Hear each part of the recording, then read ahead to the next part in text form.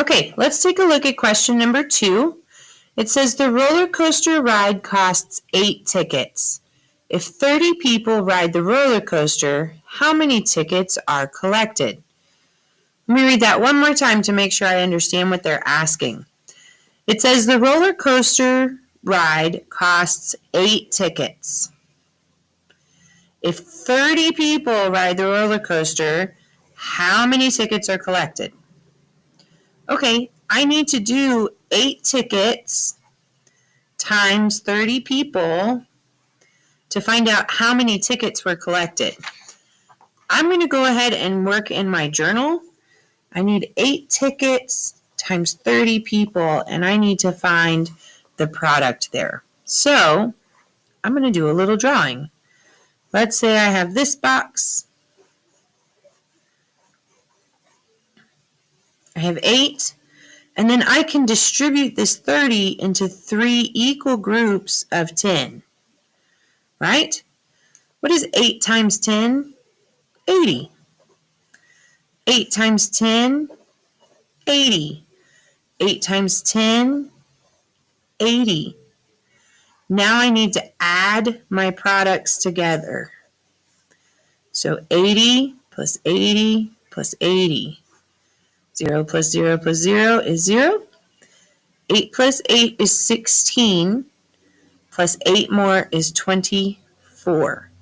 So 8 times 30 is 240. So on my paper that I turned in, I should have the answer 240. Let's look at number 3. The giant swing ride costs 6 tickets. If 50 people ride the giant swing ride, how many tickets are collected? Let's read it one more time to make sure it makes sense. The giant swing ride costs 6 tickets. Okay, 6 tickets. If 50 people, that's important, ride the giant swing ride, how many tickets are collected? That's what we're trying to find out. So I know that the ride costs 6 tickets. Oops. So that's how much that ride costs to get on. If 50 people did it, then I can multiply that together to figure out what the answer is. But 50 is kind of a big number. So let's use the distributive property and work this one out. Okay, 6 tickets times 50 people equals what?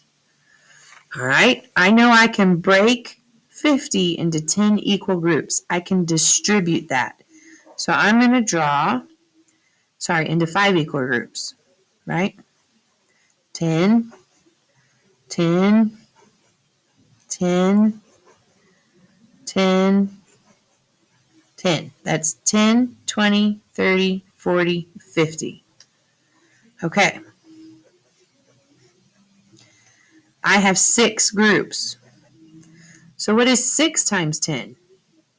60. 6 times 10, 6 times 10, 6 times 10, 6 times 10. Now I need to add up all of my products. I like to do it horizontally or vertically. You can do it horizontally if you want to. Just make sure you get the correct number. 1, 2, 3, 4, 5. 0 plus 0 plus 0 plus 0 plus 0 is 0. 6 plus 6 is 12. Plus 6 is 18. Plus 6 is 24. Plus 6 is 30. So my answer of 6 times 50 is 300. Okay? 300 tickets were collected.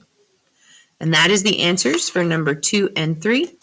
On the next page, you are going to work with more boxes using your strategy. Make sure that you are adding your products after you distribute the bigger number in your problem. Add up your products, and then that should be your answer. There are 2 questions on this next page, or sorry, there's 1 question on the next page you're not going to answer. That's the multi-step problem. Go ahead and skip that one. And then the very last page, there are 4 questions you're going to be answering for your assignment today. It's the graded part of your work. So you can show your work this way in your journal. You can do it on Classkick using your pen tool or making a text box, up to you.